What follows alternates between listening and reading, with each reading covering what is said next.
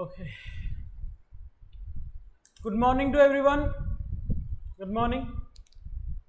आज का हमारा जो टॉपिक है, जो चैप्टर है गुडविल, बहुत ही ब्यूटीफुल सा चैप्टर है, बहुत ब्यूटीफुल चैप्टर है। ठीक है, ये चैप्टर क्या है आप लोग सुने ही होंगे कि गुडविल होता क्या है ना? सुने हो? ये वर्ड जरूर सुने रहोगे, नेम, फेम, रेपुटेशन। सुने हो ये word? Goodwill is name, fame and reputation. ये वर्ड सुने हो कि नहीं सुने हो? सुने हो? ओके। मैं आपको एक चीज पूछ रहा हूं, क्लास 11 में आपने एक कॉन्सेप्ट पढ़ा, जो कॉन्सेप्ट का नाम है मनी मेजरमेंट कॉन्सेप्ट। कॉन्सेप्ट पढ़ा? Money measurement concept. ये कॉन्सेप्ट क्या कहता है? ये कॉन्सेप्ट क्या कहता है कि आप जब तक कोई भी चीजों को in terms of money measure नहीं कर सकते, उसका अकाउंट्स में कोई वैल्यू ही नहीं है। उसका अकाउंट्स में कोई वैल्यू नहीं है। For an example, Ram is a good boy, अच्छा लड़का है, तो उसका जो है अकाउंट्स में कोई वैल्यूएशन नहीं है। ये गुड का कोई मेजरमेंट नहीं है। सिमिलरली आप अगर ऐसा बोलेंगे कि ये जो गुडविल होता है वो नेम, फेम, रेपुटेशन होता है, तो मैं आपको पूछ रहा हूं, क्या आप किसी के रेपुटेशन को वैल्यू कर सकते हैं क्या? मैं पूछ रहा हूं, टाटा है ना, Reliance, Adani, Mahindra, Bajaj, Birla, there are many more. आप इन सब के रेपुटेशन को रुपीज में वैल्यू कर सकते हैं क्या? रुपीज में वैल्यू नहीं कर सकते। तो उस जगह पर गुडविल को हम वैल्यू कैसे करेंगे? अगर मैं आपको पूछ रहा हूं ऐसे कुछ चीजें जिनका मनी में कोई भी वैल्यूएशन नहीं है, क्या हम उनको अकाउंट्स में रिकॉर्ड करेंगे? नहीं रिकॉर्ड करेंगे। उस जगह पर हम ये भी बोल रहे हैं कि अकाउंट्स का ही एक चैप्टर है गुडविल, जिसमें ये बताया जा रहा है कि गुडविल को रिकॉर्ड करना है, तो ये क्या कर सकते हैं? नहीं कर सकते, क्योंकि आपने जो डेफिनेशन पढ़ा हुआ है वो डेफिनेशन में नहीं कर सकते। मतलब goodwill is name, fame and reputation. ये डेफिनेशन में हम गुडविल को वैल्यू नहीं कर सकते। इसीलिए अब जो मैं पढ़ाऊंगा वो आज से आपका मीनिंग ऑफ गुडविल होगा। मैं आपको अभी बता रहा हूं कि गुडविल होता क्या है, ध्यान दो। गुडविल इज द कैलिबर, छोड़ो कैलिबर छोड़ो, कैपेसिटी या फिर ability to earn super normal profit. Goodwill क्या है? Goodwill is the ability to earn super normal profit. Goodwill is the ability to earn super normal profit. अब ये super normal profit क्या है, ये सवाल तो दिमाग में आएगा ही आएगा। तो ये है तुम्हारा सुपर नॉर्मल प्रॉफिट। अब पूछोगे भैया ये सुपर नॉर्मल प्रॉफिट क्या है? Profit which is more than normal profit. ऐसा प्रॉफिट जो नॉर्मल प्रॉफिट से ज्यादा है, ऐसा प्रॉफिट जो नॉर्मल प्रॉफिट से ज्यादा है। अब पूछोगे ये नॉर्मल प्रॉफिट क्या है? नॉर्मल प्रॉफिट मतलब आम प्रॉफिट, ऐसा नहीं है। देखो नॉर्मल जो होता है वो तुम्हारे लिए कुछ अलग हो सकता है, मेरे लिए कुछ अलग हो सकता है। फॉर एन एग्जाम्पल, तुमको ऐसा लग रहा है कि 100 रुपीज़ तुम्हारे लिए बहुत ज़्यादा है, हो सकता है किसी के लिए 100 रुपीज़ बहुत कम हो। अरे ठीक है भाई, 100 नहीं, 10,000 रुपीज़ हो सकता है। 10,000 रुपीज़ किसी के लिए बहुत बड़ा अमाउंट हो हो सकता है 10,000 रुपीज किसी के लिए सिर्फ और सिर्फ क्या हो, पेटी कैश हो सकता है ना, चिल्लर हो। तो ये जो टर्म्स है ना वो लोगों में चेंज, मतलब क्या बोलते हैं उसको, आदमी से आदमी चेंज होता है, पीपल टू पीपल डिफर करता है ये नॉर्मल प्रॉफिट। तो उसके लिए भी एक बढ़िया सा डेफिनेशन दिया गया है कि ये नॉर्मल प्रॉफिट होता क्या है, ये नॉर्मल प्रॉफिट होता क्या है। ये नॉर्मल प्रॉफिट जो होता है it is lowest profit, lowest profit among the substitutes business. अब ये सब्स्टिट्यूट बिजनेस क्या है,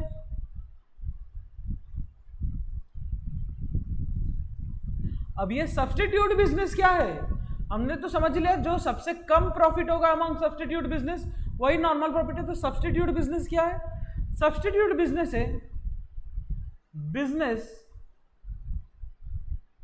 having same nature of product, same nature of product,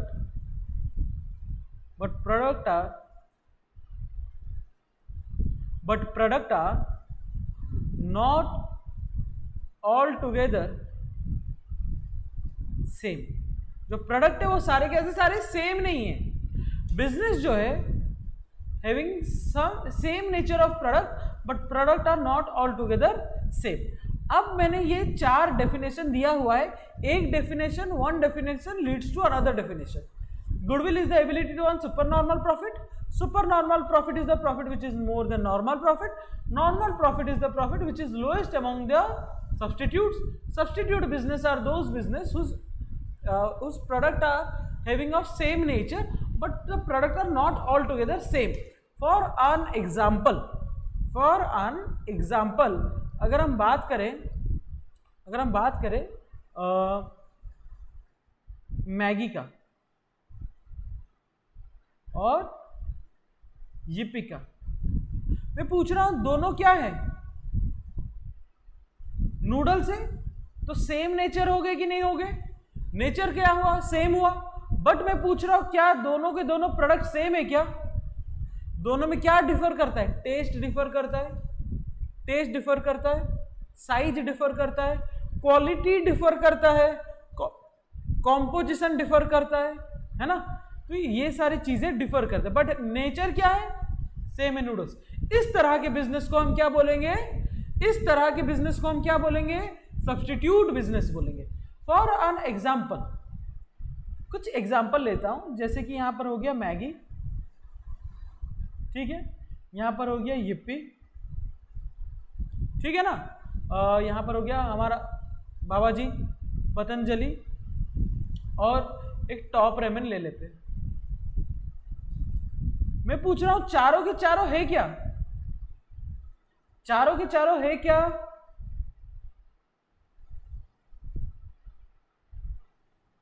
noodles है ना, चारों के चारों है क्या, नूडल्स है। अब मान लो इनका जो प्रॉफिट है, वो प्रॉफिट कुछ इस तरीके से है कि मैगी का 10 करोड़ है, yippee का 12 करोड़ है, पतंजलि का रामदेव बाबा जी 15 करोड़ है, टॉप रेमन का 7 करोड़ है। क्या है, 7 करोड़ है। मैं पूछ रहा हूं नॉर्मल प्रॉफिट क्या होता है, normal profit is the profit which is lowest among the substitute business. तो ये चारों के चारों क्या है, सब्स्टिट्यूट है ना। तो सब्स्टिट्यूट में से सबसे लोएस्ट प्रॉफिट किसका है, टॉप रेमन का है। तो जो नॉर्मल प्रॉफिट होगा वो कितना है, वो है तुम्हारा 7 करोड़। कितना है, 7 crore.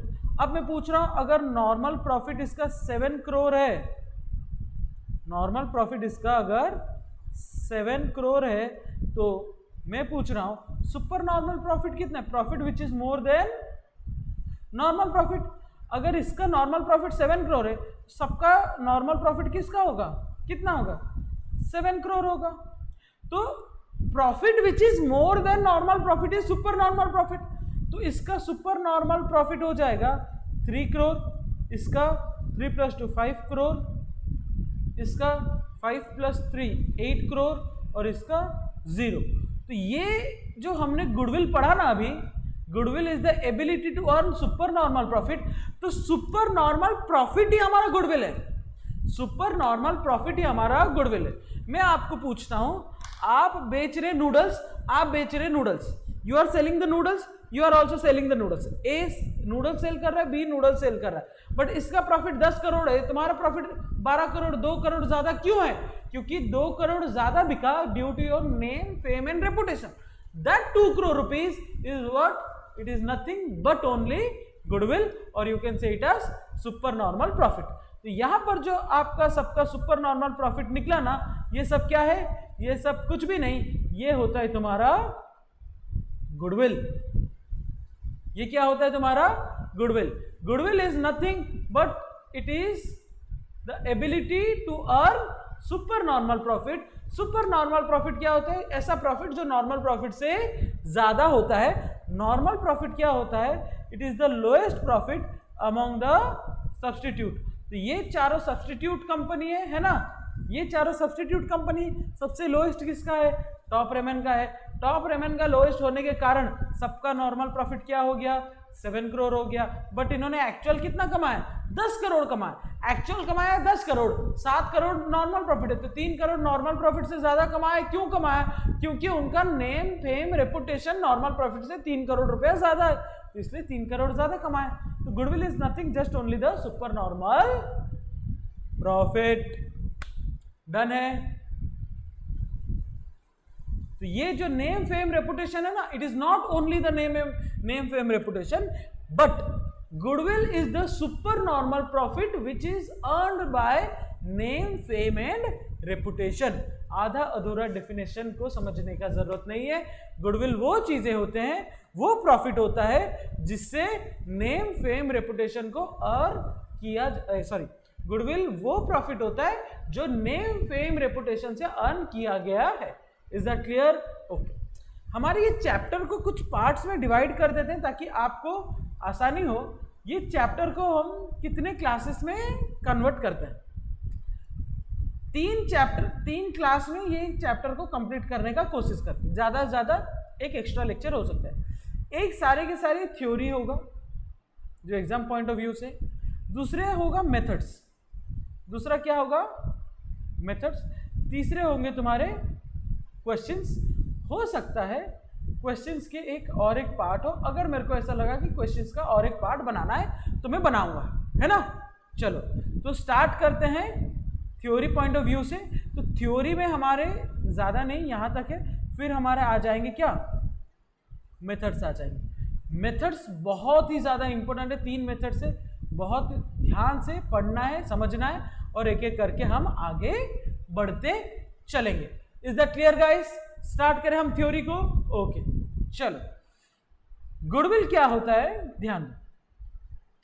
Goodwill is the good name, अच्छा नाम, और the reputation earned by a firm through the hard work and honesty of the owners.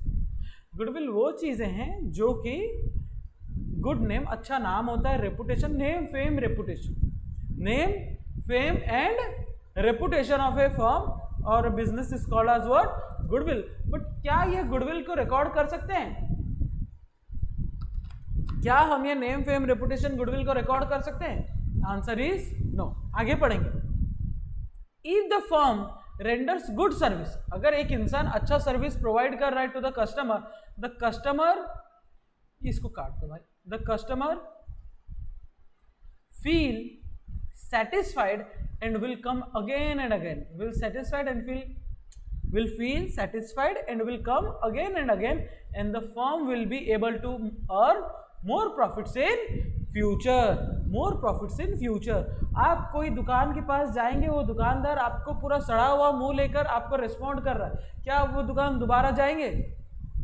आज के ज़माने में मैं एक बात बताता हूँ। मैं ना एक दुकान गया, ठीक है, मैं एक दुकान गया, वो दुकान को बोला कि सर जी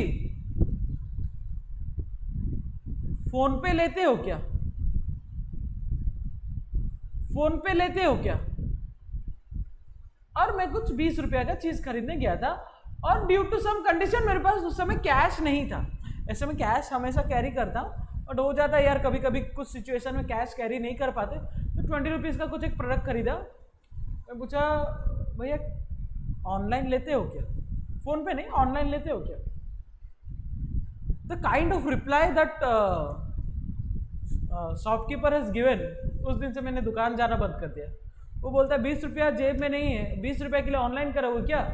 लेना है तो लो वरना मत लो। और इतने रूड तरीके से बिहेव किया। मैं बोला ठीक है बेटे, तुमसे तो नहीं लेंगे, तुम्हारा बाजू वाला भी वही चीज बेच रहा है, क्योंकि मार्केट इतना बड़ा है ना कि सब्स्टिट्यूट हर एक चीज का है, हर एक चीज का सब्स्टिट्यूट मिलेगा। मेजोरिटी 99% प्रोडक्ट ऐसे होते हैं जिनके आपको सब्स्टिट्यूट मिलेंगे ही मिलेंगे। तो मैं क्यों वो दुकान को जाऊंगा? तो मैं उसके बाजू वाले दुकान में गया, बोला आप ऑनलाइन लेंगे कि नहीं लेंगे? लेंगे तो आगे बात कीजिए, नहीं लेंगे तो आगे बात नहीं कीजिए। तो हाँ भैया लेंगे, क्यों नहीं लेंगे? हम बिजनेस करने बैठे, क्यों नहीं लेंगे? पैसा तो रिसीव कर रहे, कैश हो कि ऑनलाइन हो, पैसा तो रिसीव करना है। तो उससे मैंने किया।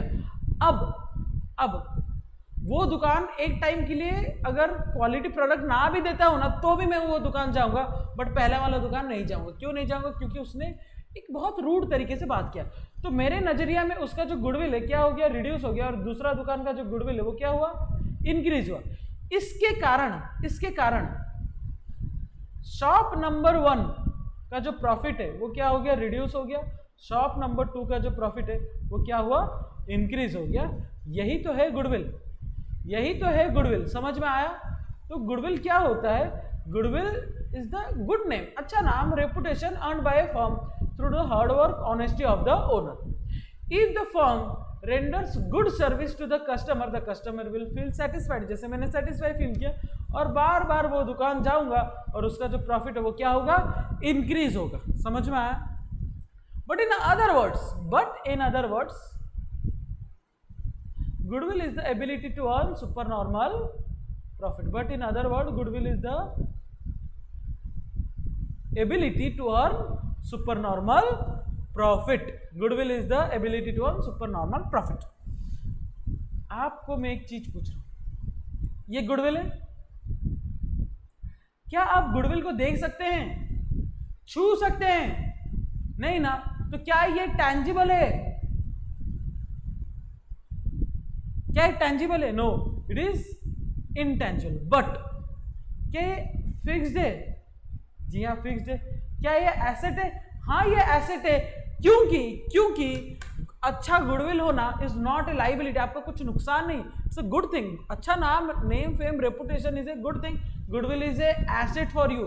लॉन्ग टर्म में ये आपको बेनिफिट प्रोवाइड करता है। अगर आज आपका नाम अच्छा है, मान लो शॉप नंबर 1 ने रूड बिहेव किया, वो दुकान से तुम्हें खरीदी किया नहीं, साथ में 10 जन को और मना किया कि वो दुकान से खरीदी मत करो क्योंकि वो रूड बिहेव करता है, प्लस दूसरा दुकान से मतलब जाकर बोलना कि अरे वो दुकान से खरीदो क्योंकि वो दुकान अच्छे से बिहेव कर रहा है। तो ये लॉन्ग टर्म में बेनिफिट प्रोवाइड करता है एसेट, और इससे जो है इकोनॉमिक बेनिफिट इनफ्लो होता है। What is asset? Asset is something on which future economic benefit is to be inflow of future economic benefit. तो ये एक तरह का इनटैंजिबल फिक्स्ड एसेट है। कोई जगह पर सुनोगे एक टर्म है फिक्टिशियस एसेट। फिक्टिशियस एसेट क्या होता है? फिक्टिशियस एसेट क्या होता है मैं आपको बताता हूं। Asset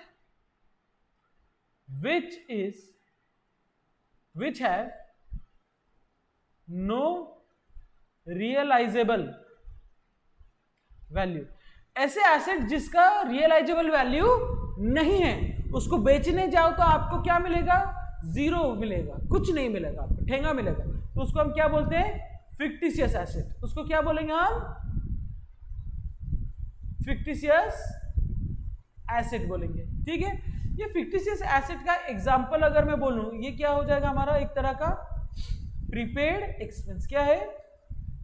prepaid expense. Prepaid expense क्या होता है?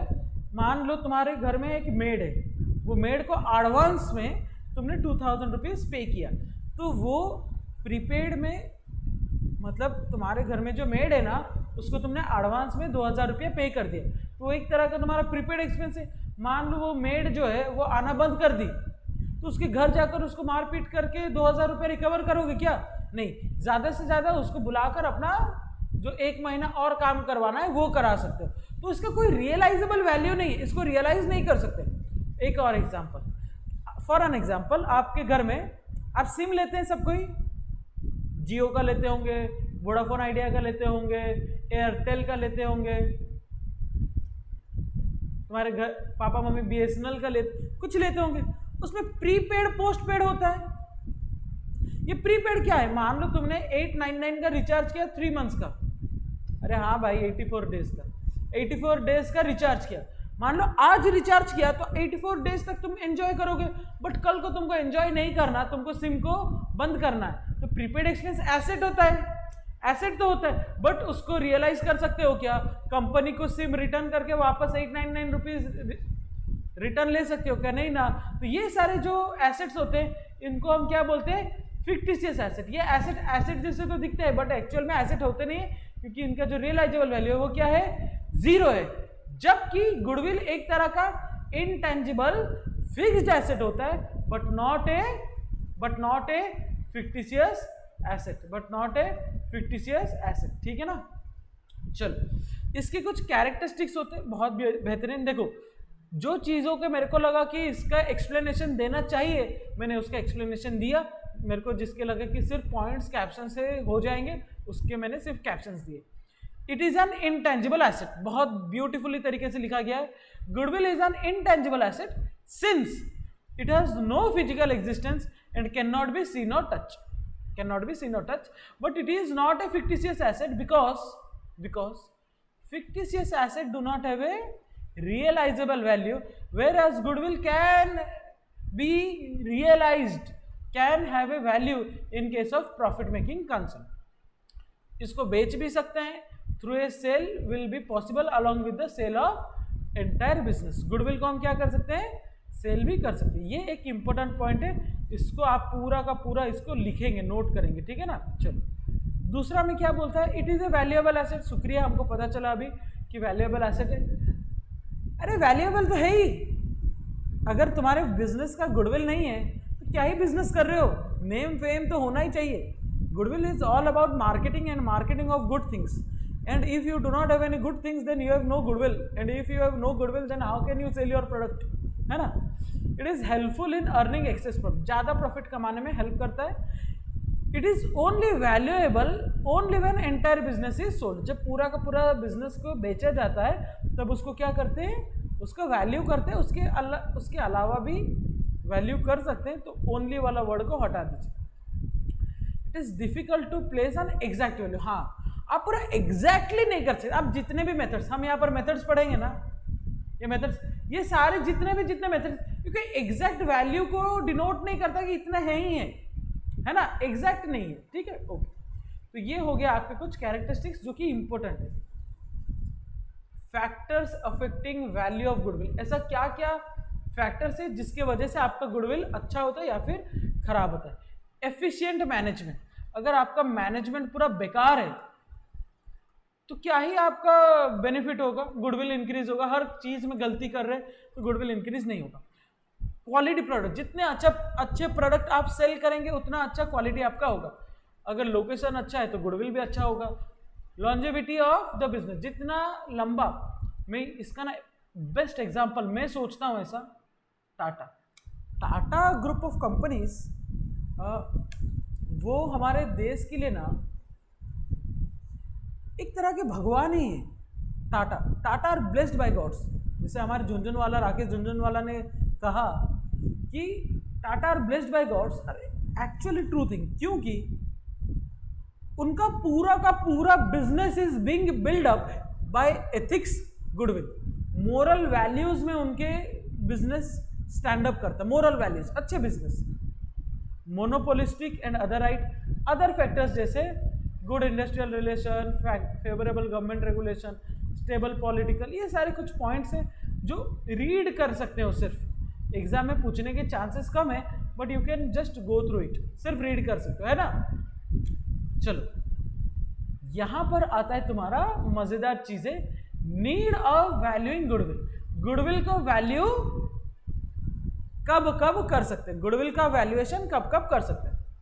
whenever the mutual rights of the partners change, the party which makes a sacrifice must be compensated। हम सैक्रिफाइसिंग रेशियो गेनिंग रेशियो निकालते हैं ना, अरे अभी तो लास्ट चैप्टर में पढ़े, SR/GR निकालते हैं तो उसके साथ में हमको गुडविल भी निकालना है, ये लिखा हुआ है। The basis of compensation is goodwill, so we need to calculate goodwill। Mutual rights of partners change under following circumstances: when profit sharing ratio changes, on admission of partner, on retirement or death of partner, when amalgamation of two firms take, when partnership firm is sold, when a partnership firm is converted into company। इतने business में goodwill आपका calculate होता है। तो आपका जो आने वाला चैप्टर है ना, जो चैप्टर का नाम है एडमिशन ऑफ ए पार्टनर, उसमें सबसे पहले हम रेशियो निकालेंगे, दूसरे में हम गुडविल निकालेंगे, फिर बाकी का बात करेंगे, है ना। तो यहां पर देखो ये जो 1 2 3 4 5 6 दिया है, ये नीड है कि ये सारे जब जब सिचुएशन अराइज होगा तब तब आपको क्या करना पड़ेगा, गुडविल कैलकुलेट करना पड़ेगा। Is that clear? ओके, चलो आज के लास्ट टॉपिक क्या है जो कि बहुत इंपॉर्टेंट है मेरे हिसाब से, क्लासिफिकेशन ऑफ गुडविल। मतलब एक तरह के टाइप्स, क्लासिफिकेशन ऑफ गुडविल। ये क्लासिफिकेशन ऑफ गुडविल क्या होता है, दो तरह के हमारे पास गुडविल है, एक परचेज्ड गुडविल, एक सेल्फ जनरेटेड गुडविल। एक परचेज्ड गुडविल, एक self generated goodwill.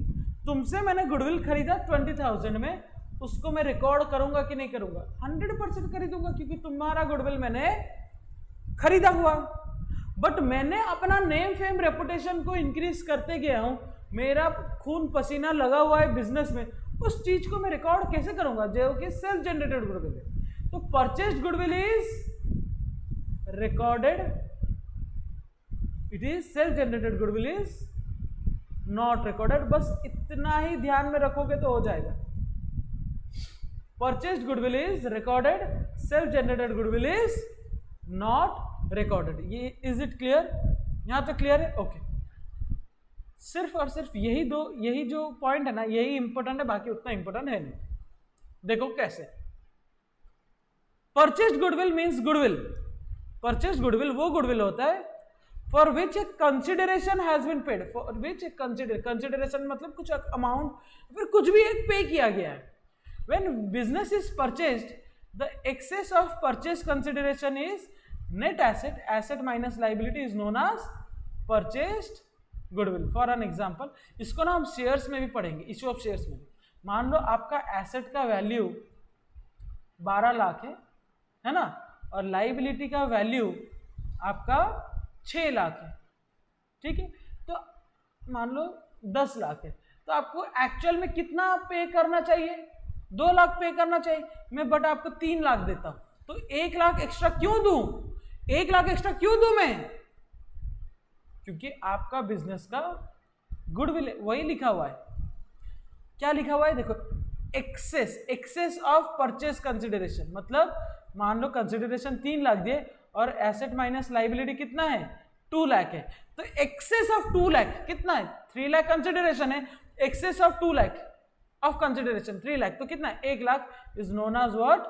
Purchased goodwill. It is separately recorded in the books. इसको क्या करते हैं? रिकॉर्ड करते हैं as it is purchased by payment in cash or kind, as it is purchased by payment in cash or kind. ठीक है ना, समझ में आया? ओके, सेल्फ जनरेटेड गुडविल भी पढ़ेंगे, फिलहाल कैरेक्टरिस्टिक्स कर लेता हूं। It arises on purchase of business और ब्रांड। जब बिजनेस को परचेज करते हैं तो ये अराइज होता है। कंसिडरेशन इज पेड, कंसिडरेशन तो पे करना पड़ेगा, जो कि रिकॉर्ड भी होगा। अरे कंसिडरेशन पे कर रहे, it's a financial transaction, financial transaction है मतलब it must be recorded in the books. तो एंट्री क्या होगा? Goodwill account debited to cash account. जरूरी नहीं है बट सुन लो। Shown in balance sheet as an asset, asset में शो करना है। इट इज एमोटाइज्ड मतलब डिप्रिसिएशन होगा at earliest but not later than the estimated useful life. इसको इतना भी ध्यान मत दो, ये पॉइंट को काट भी सकते हैं, बस इट इज एमोटाइज्ड तक ही रखो, ठीक है ना, ये सीए में काम देता है। Value is subjective judgement and asset and by, ये कुछ पॉइंट से पढ़ लो, ये इतने इंपोर्टेंट नहीं है। क्या बोल रहा है, value is subjective judgement and assessed by agreement or seller and purchase.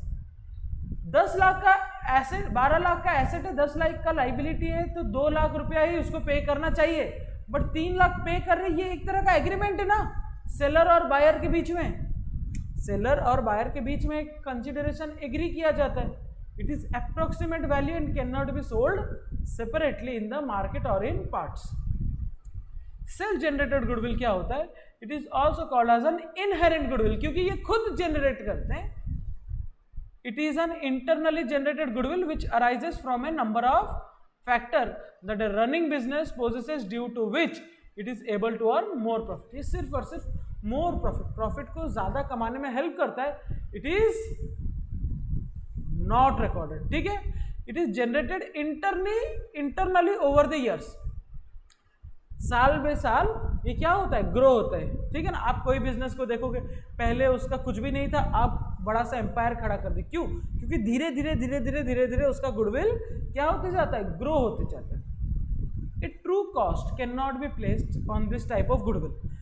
इस तरह के कॉस्ट में गुडविल को अच्छे से, इस तरह के गुडविल को अच्छे से वैल्यू नहीं किया जा सकता। क्या वैल्यू करेंगे, मेरा खून पसीना कितना लगा हुआ है उसको कैसे ही वैल्यू कर सकते हैं क्या, नहीं।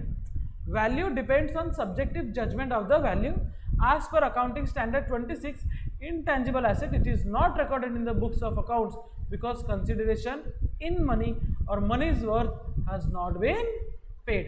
तो एक चीज और भी ध्यान रखना है, क्या रखना है कि ये जो गुडविल है ना, इसका जो अकाउंटिंग स्टैंडर्ड है वो कितना है, 26 से, कितना है 26 से। इसको अच्छे से याद रखना है, बहुत इंपॉर्टेंट है, एग्जाम में आएगा। कितना है अकाउंटिंग स्टैंडर्ड, 26, कितना है 26। Is that clear guys.